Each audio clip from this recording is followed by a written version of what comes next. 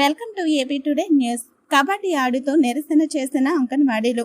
విజయనగరం జిల్లా గజపతి నగరంలో అంగన్వాడీల సమ్మె 20 రోజుకి చేరుకుంది. సమ్మె చేస్తున్న అంగన్వాడీలు నిరసన తెలుపుతున్న టెంటల కింద కూర్చుని వారి వద్ద ఉన్న చీరలతో ఉరివేసుకుని పెద్ద ఎత్తున ఏకదాటిగా నిరసన తెలియజేశారు. తమ కోరికలు పరిష్కారం అయ్యేంత వరకు వివిధ రూపాల్లో తమ నిరసన తెలియజేస్తామన్నారు. ఈ కార్యక్రమానికి మద్దతు సమ్మె చేపడుతున్న అంగన్వాడీలో మరింత ఉత్తేజాన్ని నింపారు. ఈ కార్యక్రమంలో సెక్టర్ పరిధిలో గల 4 మండలాలకు చెందిన అంగన్వాడీలు హాజరయ్యారు.